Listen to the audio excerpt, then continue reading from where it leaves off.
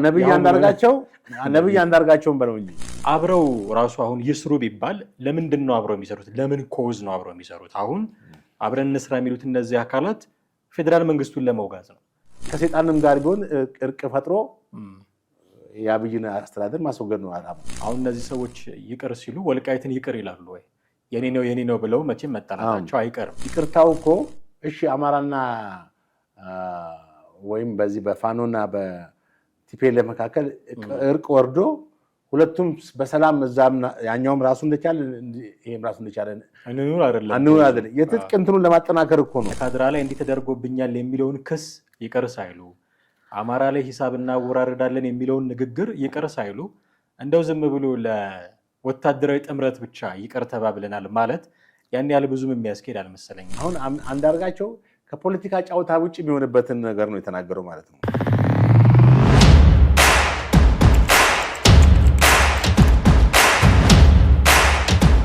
ሰላም እንዴት አላችሁ ውድ ቤተሰቦቻችን? ይህ ዘኢትዮጵያ ነው። አብረናችሁ ያለነው ጥላሁን አክሊሉና ማህደገፋንን ወቅታዊ ፕሮግራማችን ላይ እንገኛለን።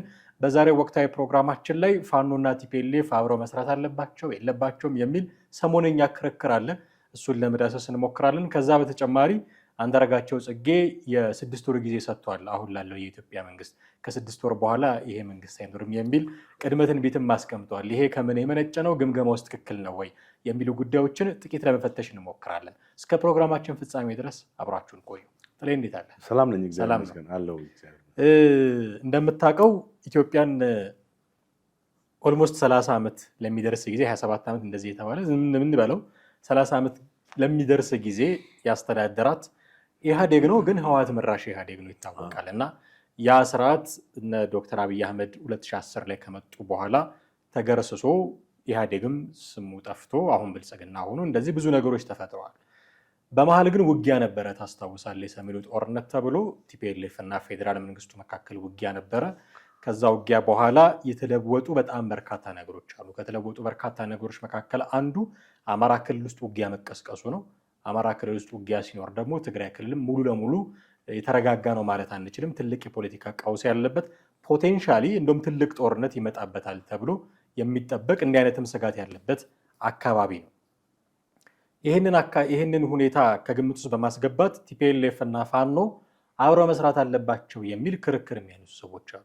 በቅርብ ጊዜ እንዲህ አይነት ክርክር በጣም ሪሰርፌስ አድርጓል። አሁን ሶሻል ሚዲያው ላይ አብረው መስራት አለባቸው የለባቸውም። አንዳንዶቹ ሲገድለኝ የኖረ አካል አብሮ ለመስራት ትብብር ወይ ደግሞ ጽምዶ በሚባል ካባ ተሸፍኖ ቢመጣ አብረን ልንሰራው አንችልም የሚል መከራከሪያ ያቀርባሉ። ሌሎቹ ደግሞ ህወሓት እያሉ እያስፈራሩን መቀጠል ይፈልጋሉ አሁን ባለበት ሁኔታ ብለው ደግሞ ሌላ ተቃራኒ ሀሳብ የሚያመጡ አሉ። ከነዛ መካከል አንዱ ሀብታሙ ነው። መስራት አለብን ከቲፒኤልኤፍ ጋር፣ ማንዴላ ከነጮቹ ጋር ከአፓርታይድ ከፈጸሙት ከዘረኞቹ ጋር አብሮ እንደሰራ ይቅር እንደተባባለ እኛም ከቲፒኤልኤፍ ጋር ይቅር ተባብለን መስራት አለብን የሚል ጥያቄ ያለውና እንዴት ታየዋለህ? አሁን እንግዲህ ማንዴላ ከነጮቹ ጋር የሰራበትን በቀጥታ እዚህ ጋር አመተ ከህወሓት ጋር አሁን ፋኖ በትግል ውስጥ ነው ያለው። ከህወሓት ጋር አንድ ላይ ይሁኑ ብሎ ማለት ትንሽ አስቸጋሪ ነው። ምክንያቱም ማንዴላ በዛን ጊዜ ይቅርታ ብሎ ነው ወደ እንትን ውስጥ የገባው ማለት ነጮችን ይቅር ብሏቸው ጥፋታቸውን ይቀርባቸው። የማንዴላ እንትን ደግሞ ዓለም አቀፋዊ ነው፣ ተቀባይነትም ነበረው። እዚህ ጋር ግን አሁን ቲፒኤልኤፍ ፋኖች ይሄን ፈቃደኞች ናቸው ወይ ወደዛ ስለሚሄድ ገብቷል። ፋኖች በመጀመሪያ ደረጃ ከቲፒኤልኤፍ ጋር አንድ ላይ ሆኖ ትጥቅ ለማድረግ ኢንተረስት አላቸው ወይ? ይቅርታ የሚጠይቅ ወገንስ አለው? ያሁን ባለው ሁኔታ በቃ ያ ነው እኮ። ሁለቱስ አንድ ቢሆኑ በተስማምተው ወደ ትግል ማለት ወደ አንድ ስትራቴጂክ የሆነ እንትናቸውን ያስቀጥላሉ ወይ የሚለውን ደግሞ ስትመለከተው በጭራሽ። እነኛ ሁለቱም የራሳቸው ትርክት ያላቸው ናቸው። የራሳቸው ትርክት ምልህ ለምሳሌ ህወሓት በስልጣን ላይ ያለም ከስልጣን በፊት አማራን ጨቋኝ ገዢ አድርጎ የሚወስድ ነው። 27 ዓመት ስልጣን ላይ ያለም በአማራ ጠልነቱ የታወቀ ነው። ከስልጣን ከወረደ በኋላም በዛው መንገድ ቀጥሎበታል። በማይካድራ ያደረገው ጭፍጨፋም የአማራ ጠልነቱን በግልጽ አፍጦ ያሳየበት ሁኔታ ነው። እንደገና ደግሞ አሁን ፋኖን ደግሞ ስትመለከተው ቅድም እንዳልከው ከወጉን ጋር ስንት በደል ካደረሱበት ጋር ያለው ትክክል ነው። ምክንያቱም ፋኖ ለአማራ ሕዝብ ነው የሚታገለው ብሎ ነው የተነሳው። እንግዲህ ይህም ባለፉት 27 ዓመታት ወይም በስልጣን ላይ በነበረበት ሰዓት በአማራ ሕዝብ ላይ የደረሰውን ሰቆቃና ችግር ሁሉ መሰረት አድርጎ የተነሳ እንትን ነው ማለት ያ መነሻው ሀሳብ ትክክል ነው ብለን ብንልም የትግሉ እንቅስቃሴ ላይ ነው ትልቅ ያው ጥያቄ ውስጥ የሚኖረው።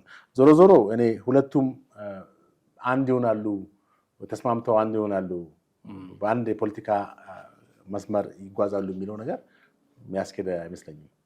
እኔ ግን መነሳት አለበት ብዬ የማስበው ጥያቄ በተለይ አሁን አንድ ላይ ሆኑ ይችላሉ የሚለው ሴናሪዮ ምናልባት ሰፊ ተቀባይነት ሊያገኝ ይችላል። ምክንያቱም ካላቸው ባክግራውንድ ራሱ ለከሌ ነው የምዋጋው ለከሌ ነው የምዋጋው ከሚሉት የመሬትም ጥያቄ ያላቸው እንደምታውቀው ወልቃይት፣ ራያ እንደዚህ የሚባሉ ስለዚህ አብረው መስራት የሚችሉበት ኮመን ግራውንድ የላቸውም የሚል ግምገማ ትክክለኛ ግምገማ አሁን አንተም እንዳነሳው ልንሰጥ እንችላለን። ግን አብረው ራሱ አሁን ይስሩ ቢባል ለምንድን ነው አብረው የሚሰሩት? ለምን ኮዝ ነው አብረው የሚሰሩት? አሁን አብረን እንስራ የሚሉት እነዚህ አካላት ፌዴራል መንግስቱን ለመውጋት ነው። ለመውጋት ብሎ መተባበር ያስፈልጋቸዋል እነዚህ ሰዎች። ምክንያቱም አሁን አብሮ መስራትን መተባበርን ማሳያ አድርጎ ያመጣው ከማንዴላ ስለሆነ ነው። ማንዴላ አብሮ መስራትን ያመጣው ለውጊያ አይደለም፣ ሀገረ ሰላም ለማድረግ ለይቅርታ ነው። እነዚህ ደግሞ አብረን እንስራ የሚሉት ፌዴራል መንግስቱን ለመውጋት ነው፣ ለጦርነት ለትጥቅ ትግል ነው። አብረው እንኳን የሚሰሩበት ኮመን ግራውንድ ቢኖራቸው እነዚህ ኮዛቸው ትክክል ነው ወይ? ለመዋጋት ብሎ መጣመር ያስፈልጋል ወይ? አንድ ሀገር ውስጥ የሚኖር ሀገር አካላት ናቸው። የአስተዳደር ወሰን የሚለያቸው አካላት ናቸው። የሚያስተዳድራቸውን መንግስት ለመውጋት መተባበር አለባቸው ወይ? አንድ መሆን ማበር፣ በህብረት መስራት ኢትዮጵያውያን እንደው የምንወቀስበት ነው። አብሮ ይበላሉ እንጂ አብሮ አይሰሩም በሚል ማለት ነው። አብሮ መስራት የሚበረታታ ነገር ሆኖ ሳለ ግን ኮዙ አብሮ የሚሰሩበት ኮዝ ልክ ነው ወይ? ተባብረን መንግስትን እንውጋ ማለታቸውስ ያን ያህል ተጨባጭ ነው ወይ? በትክክል አሁን ቅድም እኔም እንትን ያልኩ የጠቀስኩት ሁኔታ አለ። ማንዴላ ደቡብ አፍሪካን የነበረውን አፓርታይድ ስርዓትን ይቅር ብያለሁ ነው ያለው። ይህም ከትክክለኛ የልብ ይቅርታና ከፖለቲካ ግንዛቤ በመነሳት ነው። በተበዳይነት ሊቀጥል ይችል ነበረ ወይም በነጮቹ ላይ በቂም በቀልነት ሊቆይ ይችል ነበር። ነገር ግን ያ እንደማያዋጣው ስለማያውቅ ምንም ጥቅም እንደሌለው ስለማያውቅ ይቅርታ ማድረግ ደግሞ ከምንም በላይ መሆኑን ስለተረዳ ይቅር ባይነትን አግሉቶ በማለት ይቅር ብለናል ብሎ በአደባባይ ተናገሩ። ከዛ በኋላ በሁለቱ መከባለት በወቅቱ እንግዲህ ስልጣን ላይ በነበረው የአፓርታይድ አገዛዝና በጥቁሮች መካከል ባለው የዘረኝነት እንትን ረገበ። በደቡብ አፍሪካ ውስጥ እንግዲህ አፓርታይድ የጠፋው ከዚህ ጋር በተያያዘ ነው። ይህም ለሰላም የተደረገ ይቅር ባይነት ነው እንጂ የጦርነት ስትራቴጂ ለመፍጠር ወይም አንድ ትግል ለማድረግ አይደለም። እዚህ ጋር ግን እነ ሀብታሙ ያነሱት ሀሳብ ምንድነው? አንድ ሆነን ይቅር ብለን እንደገና ደግሞ ወደ ጦርነት እንግባ ነው። ይሄ በጣም የሚያሳዝን አስተሳሰብ ነው። ምክንያቱም አንድ የምትሆነው ለሰላም፣ ለአንድነት፣ ለእድገት ነው እንጂ ለጦርነት አንድነት በጣም አስቸጋሪ ነው። ያውም ደግሞ በሀገር ውስጥ ለሚካሄድ የእርስ በርስ ጦርነትን ሌላ አይደለም የምትዋቀው ጦርነቱ የምታካሄደው አሁን እሱ እዛ ሆኖ የሚቀሰቅሰው ባጭሩ የአማራ ተወላጆች እና የትግራይ ወጣቶች ተባብረው እንደገና ወደ ጦርነት እሳት ውስጥ እንዲማግዱ ነው። ይሄ ነው ይቅር ባይነቱ ነው እንትን ያለው። ይቅር ተባብለው እኮ በሰላም መኖር አይደለም የሚፈልገው። ይቅር ተባብለው እንደገና ወደ ጦርነት እሳት ውስጥ እንዲገቡ ነው። ተመልከት፣ ይቅር ባይነቱን እንደ አንድ እንትን ተጠቅሞ ከዛ በኋላ ወደ ጦርነት እንዲማገዱ ነው እያነሳሳ ያለው ማለት ነው። እና ከማንዴላ የይቅር ባይነት ስሜትና ጋር አይገናኝም። እኔ ከዚህ ጋር ተያይዞ ደግሞ አንድ መነሳት አለበት ብዬ የማስበው ነገር ይቅር ብለን አብረን መስራት አለብን የሚል ጥያቄ ኦኬ፣ ለፋኖና ለቲፒኤልኤፍ ብቻ ነው ወይ የሚሰራው? አሁን እነዚህ ሰዎች ከመንግስት ጋር የሚዋጉት መንግስት በድሎናል ነው አይደል? በድሎናል ያሉትን ቲፒኤልኤፍን ይቅር ብለህ ነው ማንዴላ ነጮቹን ይቅር እንዳለ ይቅር ብለህ ነው አብረው መስራት አለብን የሚል ጥያቄ ሲያነሱ በምላሹ አንተ የምታነሳው ጥያቄ ኦኬ መንግስት በድሏችሁ ከሆነ ይቅር በሉትና አብራችሁ ስሩ የሚል ነው መሆን ያለበትና ከመንግስትስ ጋር ለምን ስለ ይቅርታ አያወሩ? እሱ እኮ ምንድነው ይቅርታውን አሁን እኮ ይቅርታውን የፈለገበት ምክንያት የትጥቅ ትግሉን ለማደራጀት ነው እንጂ ይቅርታው እኮ እሺ አማራና ወይም በዚህ በፋኖና በቲፒኤልኤፍ መካከል እርቅ ወርዶ ሁለቱም በሰላም እዛም ያኛውም ራሱ እንደቻለ ይሄም ራሱ እንደቻለ አንኑር አይደለም የትጥቅ እንትኑን ለማጠናከር እኮ ነው ገብቷል እንጂ ይሄ ሰላማዊ እንትናቸውን እንዲያስጠብቁ አይደለም እኮ ይፈልጋል። ስለዚህ ደብል ስታንዳርድ ነው። ምናልባት እሱ የትግል እንቅስቃሴያቸውን አጠናክረው ከቀጠሉ በኋላ ይሄን መንግስት ኦቨርስሮ ካረው በኋላ ቢጣሉም ጉዳዩ አይደለም ቢለያዩም ጉዳዩ የሱ አቺቭ እስኪያደርጉ ድረስ ይሄን መንግስት ከስልጣን ማስወገድ ነው። ስለዚህ ከሰይጣንም ጋር ቢሆን እርቅ ፈጥሮ የአብይን አስተዳደር ማስወገድ ነው አላማው። ይሄ ደግሞ አሁን ለሀብታሙ አላማ ወይንም ግብ የአማራ ከትግራይ ተዋጊዎች ከትግራይ ኃይሎች ጋር መዋጋት ምንም አይደለም። ምክንያቱም ይሄኛውን እንዲወገድለት ስለፈለገ ብቻ እነዛ መታረቃቸው ለሱ ወይም የቲፒኤልኤፍን ጥፋትና ቲፒኤልኤፍ አደረሰ ብሎ የሚለውን ነገር ከዚህኛው ሲያነጻጽረው ያችኛው አነስተኛ ሆኖ ስለተመለከተው እርቅ የሚለውን ሐሳብ አመጥቷል። ይህንንም እርቅ ደግሞ በደቡብ አፍሪካ በማንዴላ ጊዜ ከተቋቋመው ማለት እንግዲህ ይህንን በኋላ ትሩዝ ኤንድ ሪኮንሲሌሽን የሚባል ተቋቁሟል አይደለ? እውነትና እርቅ አፈላላጊ በእንትን በሚል ከዛ በኋላ ጸና እንትኑ በደቡብ አፍሪካ የአፓርታይድ ስርዓት ተገረሰሰ እስከ መጨረሻው ድረስ ተቋረጠ እና ያ አቺቭ አድርጓል። እንግዲህ በኢትዮጵያ ውስጥ ግን ትግራይ አማራና ትግራይ ብቻ ናቸው የሚታረቁት። ሌላውስ ክልል ሌላውስ እንትን እንግዲህ ምናልባት ይሄ የፖለቲካን ዓላማ ለማስፈጸም የሚካሄድ የእርቅን ፍላጎት እንጂ እውነተኛ የሆነ ትሩዝ ሪኮንሲሌሽን የሚባለው አይነት የደቡብ አፍሪካ አይደለም። ይሄ ከዚህ በኋላ እንታጠቅ ደግሞ እንቀጥል ደግሞ አይነት ነገር ነው። ማለትም ያው የጠላቴ ጠላት ወዳጄ ነው ከሚለውም አንጻር የምታየው ትችላለህ። በአጠቃላይ ያቀረበው ሀሳብ ወደዚህኛው ግብ ሊያደርሰው እንዲችል ነው እንጂ በእውነት ለዚህ ሁለቱ ማህበረሰብ አስቦ ነው የሚል አስተሳሰብ የለኝም። እንታረቅ ሲባል መቼም ውስጥ ቂም መቅረት የለበትም ማለት ይቅር ብለህ የምትተው በርካታ ነገር አለ። አሁን እነዚህ ሰዎች ይቅር ሲሉ ወልቃይትን ይቅር ይላሉ ወይ? የኔ ነው ብለው መቼም መጠናታቸው አይቀርም እና ወልቃይትን ይቅር ሳይሉ ራያን ይቅር ሳይሉ ማይካድራ ላይ እንዲህ ተደርጎብኛል የሚለውን ክስ ይቅር ሳይሉ አማራ ላይ ሂሳብ እናወራርዳለን የሚለውን ንግግር ይቅር ሳይሉ እንደው ዝም ብሎ ለወታደራዊ ጥምረት ብቻ ይቅር ተባብለናል ማለት ያን ያህል ብዙም የሚያስኬድ አልመሰለኝም። አንደኛ፣ ሁለተኛ ብዙ ሰዎች የሚያነሱት ጥያቄ እንደዚህ ይቅር መባባል ካለ ፍትህ አይኖርም የሚል ጥያቄ ያላቸዋል። አሁን ቲፒኤልኤፎች ከይቅርታ በፊት ፍትህ መሰጠት ያለበት ወንጀል ያለባቸው ሰዎች ናቸው። በጣም ብዙ ጥፋት አጥፍተዋል። እነዚህን ሰዎች ይቅር ብለን ከማምጣታችን በፊት ፍትህን ማረጋገጥ አለብን።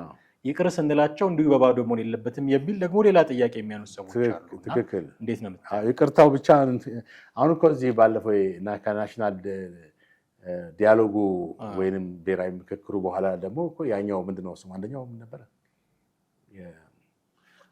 አጥፊዎችን ወይም ጥፋት ያጠፉ ሰዎችን ወደ ህግ የማቅረብ ሁኔታም ይኖራል። ማህበራዊ ፍትህ ስሙ ስለጠፋብኝ፣ ማህበራዊ ፍትህ ዋናው ዓላማ የተበደሉ ሰዎችን የበዳዮችን ለፍርድ ማቅረብ ነው። በአማራም ክልል፣ በትግራይም ክልል፣ በኦሮሚያም ክልል፣ በሌሎችም የሀገሪቷ ክልሎች ሰውን የገደሉ በጅምላ ያስጨረሱ በአስተዳደር ላይ ሆነው ስንት ጥፋት ያጠፉ ሰዎች አሉ። እነዚህ ሰዎች ለፍርድ መቅረብ አለባቸው። ዝም ብሎ ይቅርታ ብቻ አይደለም። አሁን እሱ የሚለው ምንድነው የሀብታሙ ሚሽን እችን ይቅርታ ባብለው ሁለቱ ጠንካራ ወታደራዊ ኃይል እንዲኖራቸውና ይህን ስልጣን ያለውን መንግስት ለማስወገድ ያለመ ነው እንጂ አጥፊዎችን ወደ ህግ ማምጣት ሁኔታ አይደለም። ይቅርታው የግድ አጥፊዎችንም ወደ ህግ ማምጣት አለበት። የሽግግር ፍትህን እንትን ማለት የለበትም። አዎ እሱን ኮምፕሮማይዝ አድርገህ አይደለም። ኮምፕሮማይዝ ማድረግ አይቻልም። ያንን ኮምፕሮማይዝ ማድረግ አይደለም። ህግ ነው። ይቅርታ ደግሞ ሌላ ጉዳይ ነው። ይቅርታው እንዳለ ሆኖ በህግ ደግሞ መጠየቅ የሚገባቸው እንዴ አንድ ሰው ለምሳሌ ትልቅ ወንጀል የግድያ ወንጀል አጥፍቶ ይቅር እንኳን ቢባል እኮ ህግ እኮ ይቅር ሊለው አይችልም። መቀጣት አለበት በእስራት በአገሪቷ የእስራት ህግ ወንጀለኛ መቅጫ በዛ ሊዳኝ ያስፈልጋል። በዛ እንትን እንጂ ይቅር ስለተባለ ብቻ ላይፈታ ይችላል እና እቺ ይቅርታ ብሎ ያቀረባት ሀሳብ ከደቡብ አፍሪካም ጋር ያገናኛት ሀሳብ እንደው ሁለቱን ኃይሎች ለማደራጀት ለማጠናከር ወታደራዊ ኃይል እንዲኖራቸው ለማድረግ ነው እንጂ እውነት ለአማራና ለትግራይ ህዝብ ቅድመ ባባል አስቦ ነው የሚል አስተሳሰብ የለኝም። እንግዲህ እኔ አመለካከት ነው። እንደገና በዚህ በአማራና በትግራይ ህዝብ መካከል በህዝብ ለህዝብ መካከል የተፈጠረ ቅራኔ እኮ አይደለም። አሁን ይሄ በሁለቱ ኃይሎች መካከል የተፈጠረ ነው። በወያኔና በፋኖ መካከል የተፈጠረ ነው እንጂ እነዚህ ኃይሎች ምን ያክል የትግራይን ህዝብ ምን ያክል የአማራን ህዝብ ይወክላሉ የሚለው ደግሞ በዚህ በፕሮግራማችን ላይም ከዚህ በፊት ብዙ ጊዜ ሰርተንበታል እና የትግራይ ህዝብ መቼም እንግዲህ ፈርዶበት ወያኔ እንደ መዥገር ይዞት ዛሬ ሊፋተው አልቻለም። አሁንም ፋኖም እንደዛ ሊሆን ነው ማለት ነው። በአማራ ህዝብ ላይ እንደ ወያኔ ሊሆንበት ነው እንጂ ሁለቱም እኮ ለአማራም ህዝብ ለትግራይም ህዝብ ላያስፈልጉ ይችላሉ። አያስፈልጉም። ምክንያቱም ጦረኛ አስተሳሰብ ያላቸው ናቸው ሁለቱም እና ሀብታሙ ግን እዛ በአዲስ ስትራቴጂ እንዲመሩ የእነ ማንዴላን ተሞክሮ ደግሞ እዚህ ጋር አመጣ ተፍተፍ እያለ እንደሆነ የምትመለከተው እና በአጠቃላይ እንግዲህ እኔ የሚያስኬድ ነው ብዬ አልልም። ከአንዳርጋቸው እንግዲህ ይህንን እንትን ካልን ሌላ ልናነሳ የወደድነው ሀሳብ ምንድን ነው? ይህን ያህል ጊዜ ቀርቶታል መንግስት ሊወድቅ የሚል ፋሽን በተደጋጋሚ እንሰማለን። አሁን ተረኛው አንዳርጋቸው ጽጌ ሆኖ ብቅ ብሏል። 2027 ድረስ ነው ጊዜ የምሰጠው የሚል ነገር አነሳና ማለት 6 ወር ከዚህ በኋላ 6 ወር ነው ለመንግስት የምሰጠው የሚል ነገር አነሳ። እንደው ቀኑ ላይ እንነጋገራለን 6 ወር ነው የቀረው ምናምን የሚለው ግን ግምገማውን እናንሳ። እንዲህ ለማለት የደፈረው አንዳርጋቸው ጽጌ ራሱ አንዳርጋቸው ጽጌ ምን አይነት ፖለቲካ ህይወት አለው የሚለውም አነጋጋሪ ነው። በእርግጥ ሁልጊዜ ከተቃዋሚ ጎራ ካልሆነ በስተቀር አብሮ መቆም የማይፈልግ አይነት ከጠቅላይ ሚኒስትር አብይ ጎን ቆሞ እናውቀዋለን። ከዚህ በፊት ከስር ያስፈቱት እሳቸው እንደሆኑ ይታወቃል። ከተፈታ በኋላ ከእሳቸው ጋር አብሮ ይሰራ የነበረ ሰው ራሱን እንደ ኤርትራ ኤጀንትም የሚያይ ሰው ነው እና ፍኖተ ካርታ እንዲሁም ጽፈንላቸዋል እንደዚህ ሮድማፕ አዘጋጅተናል እያለ ብዙ ይናገር የነበረ ሰው ነው። በመሀል ምን ቁርሾ እንደገባ በመካከላቸው አላቅም። ተጣሉ። ከተጣሉ በኋላ እንግሊዝ ሀገር ከሄደ በኋላ ነው እንግዲህ ይህን ሁሉ ነገር አሁን በቅርቡ ሱዳን ውስጥ የጽምዶ ተወካይ ነኝ ብሎ እስኪገኝ ድረስ የደረሰው እና ራሱን የቻለ ብዙ የሚያነጋግር ፖለቲካዊ ህይወት ያለው ሰው ነው አንዳርጋቸው ጽጌና እንደ ፖለቲከኛ ስገመግመው ነው የሚለው። ስገመግመው 6 ወርም ከዚህ በኋላ ከ6 ወር የበለጠ እድሜ ያልሰጠውም ለብልጽግና መንግስት እያለ ነው። ግምገማውን እንዴት አገኘው? አዎ እንግዲህ በቪዲዮ ላይ እንዳየሁት በአሁን በስልጣን ላይ ያለው መንግስት በተለያዩ ሀገሪቱ ክልሎች ላይ የደረሰበት ያለው የህዝብ ተቃውሞን በጣም ከጊዜ ወደ ጊዜ እየበረታ መሆኑን የገለጸው። ይህም በዚህ በስርዓቱ ላይ ብዙ ነገሮች እያንዣበቡ እንደሆነ አንስቷል። በአማራ ክልል የፋኖ ለመሳሰሉ ህዝብ የሚሰጠው ድጋፍም ከፍተኛ እየጨመረ መሆኑን በራሱ አሃዛዊ ማለት በራሱ መረዳት ገልጿል። የትግራይ ሁኔታ ወደ ጦርነት እየሄደ ያለበት ሁኔታ መሆኑን ገልጿል። ይህ ማንም የሚያውቀው ነገር ነው። በትግራይ ውስጥም በአማራም ክልልም የጦርነት እንትኖች አሉ። ለምሳሌ በአማራ ክልል ግልጽ ጦርነቶች እየተካሄዱ ነው። በትግራይ ክልል ደግሞ ከዛሬ ወይ ነገ ይነሳል የሚባል ጦርነት ስሜት ማለት ሁኔታዎች አሉ። እንግዲህ የህዝብ ተቃውሞ እየጨመረ ነው ብሏል። በእርግጥ ያው ይህ መንግስት መጀመሪያ ወደ ስልጣን እንደመጣበት ጊዜ የነበረው የህዝብ ድጋፍ የህዝብ በጣም ከፍተኛ ህዝባዊ ቅቡልነቱ ሰፊ ነበረ። ታውቃለህ በግንቦት ስንት ነበረ? 16 ሰኔ 16 ላይ የተካሄደው ህዝባዊ ማለት ድጋፍም ለጠቅላይ ሚኒስትሩ ድጋፍ ሰልፍም ከዛም በኋላ በነበሩት ጊዜያቶች ሁሉ ሰፊ ነበር አይደል? ነገሮች የተበለሻሹት በቃ በተለያዩ የሀገሪቱ አካባቢዎች ግድያዎች በጣም ማንነትን መሰረት አድርገው አማራው በተለያዩ ብሔረሰቦች ላይ የሚካሄዱ የዘር ጭፍጨፋዎችን መነሻ በማድረግ ነው ተቃውሞ ይበረታበት እያለ ነገሮች ለምሳሌ በቡራዩም በዚህ በኦሮሚያ አካባቢ እዚህ ወደ አርሲ እና እንደገና ደግሞ በጌዲዮ ምዕራብ ኦሮሚያ ወለጋም በተለያዩ ቦታዎች ላይ በጣም ብዙ ሰዎች በማንነትን መሰረት በማድረግ ተገድለዋል። ይሄም የዚህን መንግስት ቅቡልነት እየቀነሰ መጣ። ብዙ ሰዎችም መጀመሪያ ሲሰጡት ከነበረው ድጋፍ መሸሽ ጀመሩ አይደል? ከአብይ ጎን እስከ መጨረሻው እንቆማለን ያሉ ሰዎችም ሸሹ። በሶሻል ሚዲያ ላይ አብይን በጣም ሲያሞግሱ የነበሩ ሰዎችም ያው ሁኔታውን እያዩ ግን ይህ ማለት ጠቅላላ በኢትዮጵያ ውስጥ ይሄ መንግስት ቅቡልነቱን ቀንሷል ሞቷል ብለህ የምትለው ነገር አይደለም። ዜሮ ገብቷል አለ። አሁን ድጋፍ አለ። አንደኛ 16 ሚሊዮን አባላቱ እንዳሉ ናቸው። ከዛ ውጭ ደግሞ ያሉ ሰዎች ደግሞ ፖዚቲቭ አመለካከት ያላቸው ሰዎች አሉ። ለዚህ መንግስት የሚቃወሙም አሉ። አየህ አንዳንድ ጊዜ ኢትዮጵያ ውስጥ ጠቅላላ ይቃወማል ብለህ ማለት አትችልም። ይሄን መንግስት ይህ መንግስትን የሚሰራቸውን ልማቶች አፕሪሼት የሚያደርጉ ሰዎች አሉ። በተቃራኒ ደግሞ የህዝቦችን መፈናቀል እዚህ ባለፉት ጊዜያቶች የፈረሱባቸው ሰዎች ምናምን አድርገው የኑሮ ውድነቱን ምናምን እያነሱ ደግሞ የሚቃወሙ ሰዎች ደግሞ አሉ። አሁን እዚህ ጋር ቁጥር ስትናገር ብዙ ጊዜ ስህተት ይፈጠራል። ኢትዮጵያ እዚህ ይቃወመዋል ብለህ ስትል ምን ያክል ሰው የሚለውን ማወቅ ዳታ ያስፈልጋል፣ ፊገር ያስፈልጋል፣ ማለት ትክክለኛ ቁጥር ያስፈልጋል። አኪውሬት ነበር እንኳን ባታገኝ አፕሮክሲሜትሊ ይሄን ያክል ብለህ እንትን ማለት ያስችላል። አሁን ለምሳሌ በኢትዮጵያ ውስጥ 90% አብይን ይደግፍ የነበረው ወደ ስልጣን እንደመጣ ቀንሷል። በምን ያክል 70% ቀንሷል ብለህ አሁን ዝም ብለህ ቁጥር ስትል ትክክል አይደለም። አጣርተሃል ወይ? 70% ጥናት ይፈልጋል። አየህ ለዚህ ነው ብዙ ሰዎች በፐርሰንትን ዝም ብሎ ይገልጹታል።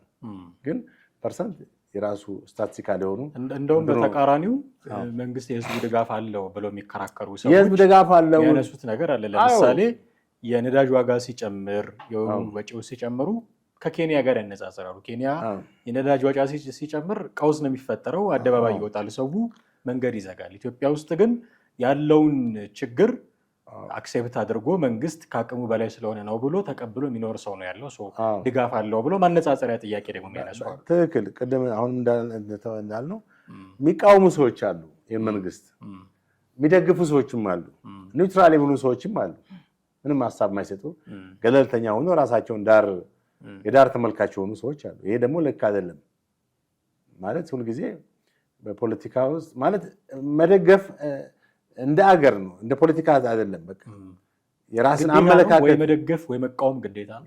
አመለካከት ያስፈልጋል ማለት አንዳንድ ጊዜ ይሄን ስታደርግ ፖለቲካ ውስጥ እንደገባህ የሚያስቡ ሰዎች አይደሉም። ፖለቲካ ውስጥ አይደለም የሰራውን ነገር መልካም ነገር ማድነቅ በዛ ውስጥ ከምን የመጣ ይመስልሃል ይሄ ነገር? አሁን እኔ የራሴ አመለካከት አለኝ። የሆነ አቋም ብትይዝ በግራም በቀኝም ትፈረጃለህ። አሁን እሱ ኢትዮጵያ ውስጥ መንግስትን ብትደግፍ ይሄ ብልጽግና ካድሬ ምናምን መባል አይቀርም። መንግስትን ባትደግፍ ይሄ ጽንፈኛ መባል አይቀርም። በሁለቱም በኩል ነው። አሁን ሚዲያውም እኮ የተቀረጸው በዛ ነው። አጠቃላይ ኢትዮጵያ ውስጥ ያሉትን ስለዚህ ሳምሃው በተለይ ሶሻል ሚዲያውን ብትመለከተው ማህበራዊ ሚዲያው ላይ እንግዲህ የማህበራዊ ሚዲያ አብዮት ነው አሁን አጠቃላይ ኢትዮጵያ ውስጥ በዓለም ዙሪያም ያለው። ድሮ ቴሌቪዥን፣ ሬዲዮ የምሰማባቸው ሰፊ እንትኖች ነበሩ። በእርግጥ አሁንም ሬዲዮ ይሰማል፣ ቴሌቪዥንም የሚደመጣል። ግን ጉልበቱ እየጨመረ ጉልበቱ አለው። ግን እዚህ ሶሻል ሚዲያ ላይ ነው፣ ዩቲዩብ ላይ ነው፣ ቲክቶክ ላይ ነው ያለው፣ ፌስቡክ እና ሌሎች እንትን ላይ ነው ያለው። እና ይሄ የሆነበት ምክንያት የሶሻል ሚዲያው በቃ ገኖ ወጥቷል። ዲጂታል እንትኑ በጣም ኦንላይን ሚዲያው ሰፍቷል። ያም ነው ዘመኑ ያመጣው የቴክኖሎጂው ውጤት ነው። ያንን መቋቋም አትችልም። ለምን ሆነ ማለት አትችልም። ግን አጠቃቀሙን ቤዝ አድርገህ አጠቃቀሙን ሚዛናዊ አድርገህ መጠቀም ሁኔታ አንተ ነው። በተለይ ደግሞ ሚዲያ ላይ ያሉ የጋዜጠኞች የጋዜጠኝነትን እውቀት ያላቸው ሰዎች ያንን በትክክል መተግበር አለባቸው። አሁን ችግሩ ምንድነው? ሚዲያውን የተቆጣጠሩ ሰዎች ራሳቸው የጋዜጠኝነት እውቀት የሌላቸው ሰዎች ናቸው። ፍረጃ ውስጥ ሌብል የሚያደርጉ ናቸው። እና በእነሱ አስተሳሰብ ሚዲያ ማለት በቃ ወይ እዛ ጥርዝ መቆም ነው ወይ እዛ ጥርዝ መቆም ነው፣ ወይ የመንግስት ተቃዋሚ መሆን ነው ወይ ደጋፊ መሆን። ባላንስ አድርገህ ባላንስ ካረክም በቃ መንግስት ደጋፊ አድርገህ ትወሰዳለህ። አሁን እኛ በዚህኛው ሚዲያ ሁልጊዜ እኛ ራሳችንን ለማድነቅም አይደለም ለማድረግ የምንሞክራቸው ነገሮች፣ የመንግስትን ድክመቶች እናወራለን፣ ስህተቶቹን እናገራለን፣ ጠንካራ ጎኖቹንም እየተከራከርንም ሀሳብ እየሰጠን እናወራለን። የሚዲያ እንትንም ይሄ ነው የሚጠይቀው እንጂ ሁልጊዜ መቃወም። በቃ በመቃወም መንፈስ ያሉ ሰዎች አሁን ቋሚ ደጋፊ መሆን አይጠበቅብህም። ባላንስ ነው ገብቶሃል ማድረግ ያለብህ። መረጃን አድሬስ ዲሲሚኔት ስታደርግ ባላንስ አድርገህ ነው መስጠት ያለብህ። እና ቅድም እንዳልኩ ሰዎች አሁን በኢትዮጵያ ውስጥ ምን ያክል ቁጥር ያላቸው ናቸው ብልጽግና የሚደግፉት? ምን ያክል ቁጥር ያላቸው ናቸው ብልጽግና የሚቃወሙት? ይሄ ዳታ ያስፈልጋል። ለምሳሌ ሰዎች በሳምፕሊንግ መትድ እንኳን ብትወስድ በዚህ በካሳንቺስ አካባቢ ስንት ሰው አነጋግረ፣ ስንት ሰው ደጋፈ፣ ስንት ሰው ተቃወመ፣ ሳምፕሊንግ ትወስዳለህ። ከዛ ተነስተም የራስን ኮንክሉዥን ታቀርባለህ፣ ስሜት ታደርጋለህ። ከዛ ውጭ ግን በደፈናው ይሄን ያህል ሰው ተቃዋሚ ነው ይሄን ያህል አሁን አቶ አንዳርጋቸው በ2027 አሉ በፈረንጆቹ 6 ወር በኋላ ይሄ መንግስት ብለው በጣም ይሄ ሌማን መሀይም እንትን ነው። እሳቸው ተማሩ ሰው ናቸው፣ ግን የትንበያቸው የመሀይም ትንበያ ነው ወይንም ጠንቋይ አይነት ነገር ነው። ጠንቋይ አይደለም ይበሉ እንጂ እሳቸው የጠንቋይ አይነት ነገር ነው ይተፈረ ጠንቋይ ነው እንደዚህ እንትን የሚለው። ይሄ መንግስት እንግዲህ ስንቴ እንደዚህ ተባለ፣ ስንቴ እንደዚህ ተብሏል። እንግዲህ ትዝል እንደሆነ 2017 4 ኪሎ እንገባለን አለ ዘመነ። የኛ ዓመት ነው በቃ ምንም አትዝጉ አለ። እንግዲህ 2017 አልፎ 2018 መጥቷል። ይሄ መንግስት ስልጣን ላይ ነው ያለው። አየህ በእርግጥ አንድ መንግስት ስልጣን ምን ያክል ስልጣን ላይ ቆያል የሚሆን እግዚአብሔር ነው የሚያውቀው። ኢቭን አብዛኛውን የሀገሪቱን ክፍል ተቆጣጠረ መንግስት ይቅርና ከግማሽ በላይ እንኳን መንግስት ቦታዎችን የለቀቀ እንኳን መንግስት ቢሆን ተመልሶ አንሰራርቶ ስልጣኑን የሚያስቀጥልበት ኦፖርቹኒቲዎች ብዙ ናቸው። አሁን አንድ መንግስትን 6 ወር ይቀረዋል 4 ወር ይቀረዋል ስትል እኮ መንግስት መሰረታዊ ነገሮችን ሲያጣ፣ ለምሳሌ አሁን በደርግ ጊዜ ደርግ ሊወድቅ እና ኢህአዴግ በስልጣን ሊመጣ ባለበት ጊዜ እኔ በደንብ ማስታውሰው ነገር አለ። 83 ግንቦት በፊት የካቲት አካባቢ ሰራዊቱ ከየማሰልጠኛው እየሸሸ ወደ ከየግንባሩ እየሰጠ ወደ ከተማ መፍለስ ጀመረ። ገባ። አዎ ትዝ ይለኛል። ትምህርት ቤቶች ተዘጉ። ብዙ የመንግስት መስሪያ ቤቶች ሁሉ በቃ በፈረቃ በእንትን በስጋት ውስጥ ገቡ። ከተማ ውስጥ ሁሉ ጥይቶች ይሰሙ ነበር። ከአዲስ አበባ ውጭ ባሉት አንዳንድ ኦሮሚያም የተለያዩ ክልሎች እና እንግዲህ በዚህም ጊዜ ሰዎች በቀይ መንግስት መውደቁን በደርግ መንግስት እንደሚወድቅ ሁኔታውን አይተው ይናገሩ ነበር። በጦር ግንባር ያሉ ሰራዊቱ ወደ እየሸሸ ጀነራሎች እንትና መለጠ ምናምን የሚለውን ዜና ትሰማለህ፣ መሪው እስኪሸሹ ድረስ። አዎ ይሄ የሚያሳየው ምንድነው? በቃ የመንግስት መቀየር አይተህ የምትነበየው እንደሆነ ድባቡ ራሱ ይነግርሃል። መጨረሻ ላይ አዲስ አበባ ሙሉ ወያኔ ሲይዞ የኢህአዴግ ሰራዊት ሲከባው ግልጽ ሆነ። በቃ መቼ ነው? ዛሬ ነው? ነገ ነው? ከዛ ግንቦት እስኪገቡ ድረስ ማለት ነው። እና ህዝቡም በየቤተ እምነቱ በጸሎት በልቅሶ ነበረበት ሁኔታ ማንም ሰው እንግዲህ በወቅቱ የነበረ ሰው የሚያስታውሰው ነው። አሁን ግን በሀገሪቱ በትግራይ ክልል እና በአማራ ክልል ነው። በአማራ ክልልም በተወሰኑ ቦታዎች ነው ጦርነት እንጂ አማራ ክልልን አልተቆጣጠረም። ፋኖ የተቆጣጠረውን ነገር የለም። ቲፒኤልኤፍም እዚህ ደብረ ሲና ሁሉ ደርሶ ነገር የለም እና 7 ወር ነው 6 ወር ነው የሚቀረው ብሎ መናገር አሁን አንዳርጋቸው ከፖለቲካ ጫውታ ውጭ የሚሆንበትን ነገር ነው የተናገረው ማለት ነው። ከዚህ በኋላ እኮ መናገር አይችልም። በቃ አሁን 6 ወር ጠብቀህ ካልሳካለት ነበረ። አዎ ነብይ አንዳርጋቸውን በለው እንጂ አሁን ነብየት በዝቶ የለ ብዙ ነብዮት አሉ። እሺ አሁን እንግዲህ የፖለቲካ ውስጥም ነብይ መጥቷል። ፖለቲከኛ ነው ግን የሃይማኖት ነብዮችማ የሰው ነፍስ ለማጥፋትም እጃቸው አለበት። አዎ ደግነቱ የሃይማኖት ነብዮች ኦክሲጅንህን ጣል እያሉ ያስገደሉ።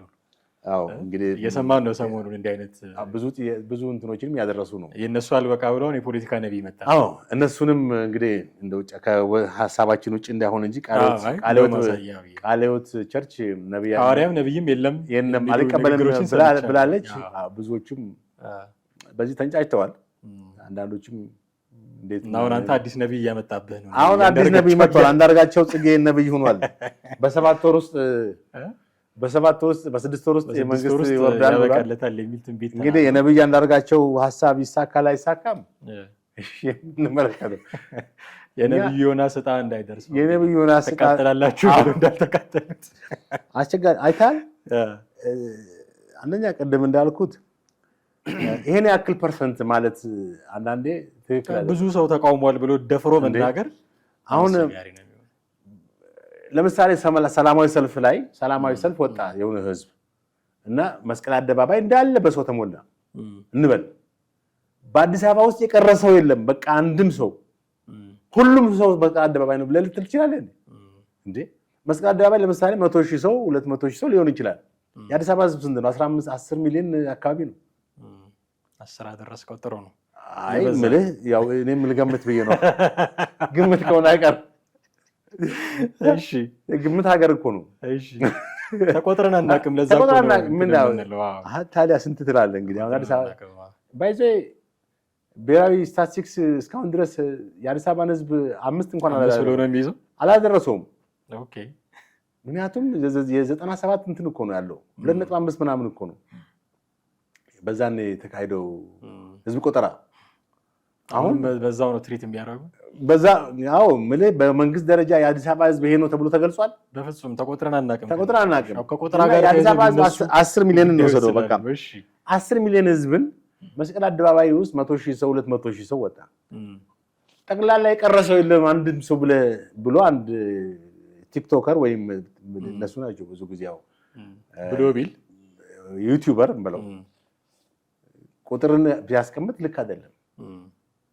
ምክንያቱም በየቤቱ ሰው አለ፣ በየመንገዱ በሌላ መንገድ ላይ ማለት ስቴዲየም አካባቢ ብቻ መስቀል አካባቢ ብቻ ነው እንጂ ሰው የተሰበሰበው ሌላ ቦታ ላይ እንዳለ ነው። እና ቁጥር ስንሰጥ በጣም መጠንቀቅ ያስፈልጋል።